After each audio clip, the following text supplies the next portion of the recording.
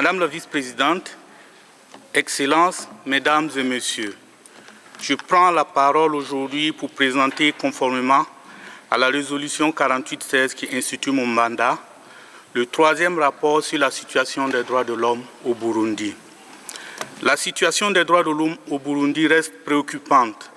Le pays mérite toujours une attention constante du Conseil des droits de l'homme. Les raisons qui ont motivé la mise en place du mandat n'ont pas fondamentalement changé. Les institutions de mise en œuvre des différents droits restent faibles.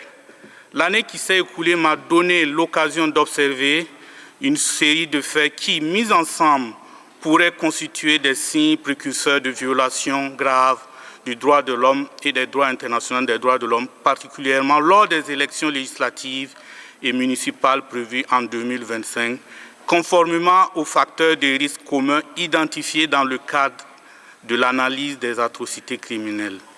Le pays qui n'a pas encore résorbé les conséquences de la crise de 2015 fait face à une crise économique sans précédent.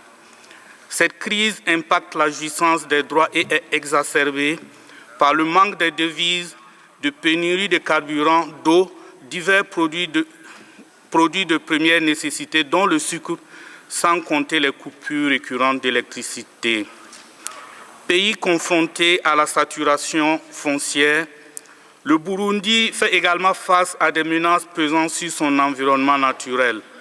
Les effets du changement climatique sont perceptibles et menacent la sécurité alimentaire et les moyens de subsistance, se traduisant par des déplacements forcés ou de migration qui augmentent la pression foncière dans les zones de retour des réfugiés. L'extrême vulnérabilité du pays face aux impacts des changements climatiques en raison de sa propension aux catastrophes naturelles est exacerbée par le long passé conflictuel du Burundi. Madame la vice-présidente, distingués délégués, Mesdames et Messieurs, peut-on réellement parler d'exercice du droit de vote dans un contexte où les populations luttent quotidiennement pour leur survie et éprouvent des difficultés à se déplacer d'un point d'une ville à un autre d'une ville ou avec des coûts de transport hors de leur portée? L'espace civique reste toujours verrouillé avec des représailles vis-à-vis des professionnels des médias, des organisations de la société civile. L'absence d'inclusion ne favorise pas la participation de toutes les formations politiques, y compris celles de l'opposition, pour les élections législatives et municipales transparentes et crédibles en 2025. La succession d'événements autour du principal parti d'opposition, le CNL, Conseil national pour la liberté, depuis février 2023, dénote de la volonté du gouvernement d'affaiblir et de diviser l'opposition. Plusieurs membres du CNL ou leurs proches sont emprisonnés. Les permanences de plusieurs partis politiques de l'opposition sont régulièrement vandalisées. L'État continue systématiquement à exercer un contrôle sur le service national de renseignement et sur la milice des Imbonerakure qui sont libres de torturer, intimider la population. Ils s'adonnent régulièrement à des entraînements paramilitaires et sont considérés comme des héros au plus haut niveau de l'État et bénéficient du soutien des autorités.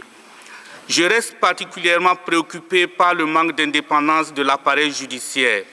Ainsi, les cas de plainte déposés à la suite de violations graves ont rarement débouché sur l'ouverture d'enquêtes impartiales et encore plus rarement sur la poursuite et la condamnation des auteurs. Les arrestations arbitraires sont poursuivies la plupart du temps sous des motifs politiques ou de rébellion. Les disparitions forcées ont constitué un moyen de pression sur les voix dissidentes vis-à-vis du régime en place, notamment les opposants politiques, leurs proches ou des organisations de la société civile. Il est urgent de protéger les journalistes, les lanceurs d'alerte ainsi que les voix dissendantes au Burundi. Pendant la période couverte, j'ai noté de nombreux signes répressifs à l'égard des professionnels des médias qui ont subi des menaces, des arrestations, des détentions arbitraires. C'est le cas de la journaliste Sandra Mouoza, arrêtée par le SNR en avril 2024 et accusée d'atteinte à la sécurité intérieure de l'État et d'aversion ethnique. D'autres professionnels des médias ont échappé à des tentatives d'enlèvement. Ce climat conduit à l'autocensure de plusieurs journalistes par crainte de représailles. J'ai, depuis le début de mon mandat, plaidé pour la libération de Florian Irangabie, qui a enfin recouvré la liberté. Si je me réjouis de cette liberté, je voudrais relever qu'il s'agit d'une libération qui illustre le grand risque d'arrestation et de détention arbitraire encouru par les voies dissidentes. Madame la vice-présidente, distingués délégués et représentants, mesdames et messieurs, la surpopulation carcérale est toujours endémique malgré les grâces présidentielles accordées à quelques condamnés.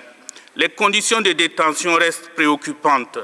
C'est le cas du docteur Christophe Sahabo, ancien directeur de Kira Hospital, qui est actuellement détenu dans des conditions alarmantes. Il est détenu dans la prison de Ruyigi et souffre de graves problèmes de santé, notamment d'asthme aigu et d'hypertension. Je voudrais faire un plaidoyer particulier en ce qui le concerne en raison de son état de santé. Excellence, Madame la vice-présidente, Mesdames et Messieurs, il me plaît d'évoquer brièvement la situation sécuritaire. La période a été marquée par la reprise d'attaques contre les populations ou contre des infrastructures publiques, comme cela a été le cas le 23 décembre 2023, le 24 avril 2024, le 5 mai et le 10 mai. En plus des dégâts matériels, des blessés et des morts sont à déplorer. Il convient d'encourager le gouvernement et les services compétents à prendre les mesures idoines afin d'assurer la sécurité des personnes et des biens.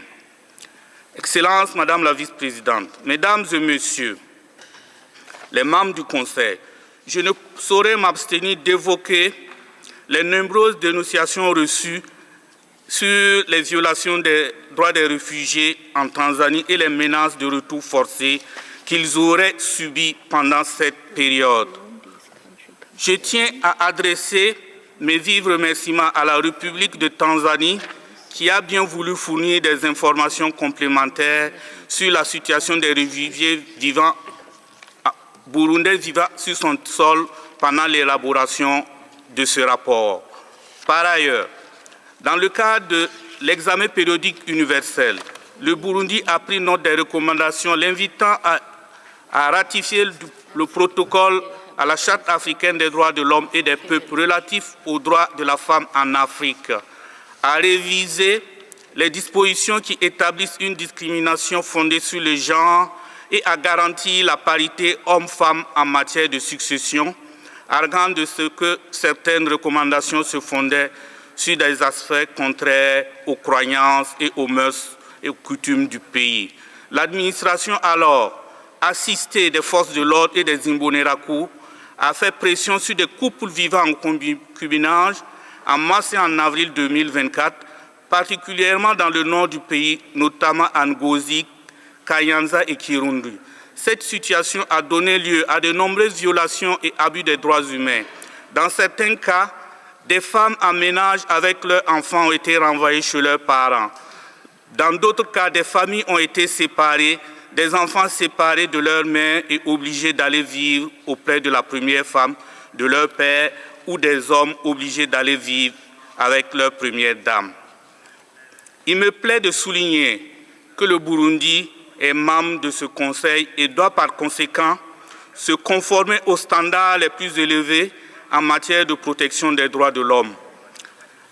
À cet effet, j'encourage les autorités burundaises à élargir l'espace civique, à conduire un processus de réconciliation crédible, à défaut de coopérer avec mon mandat, à inviter des procédures spéciales afin que ces dernières puissent les assister dans des réflexions qui leur permettront de mieux soutenir leurs efforts en matière de protection des droits de l'homme.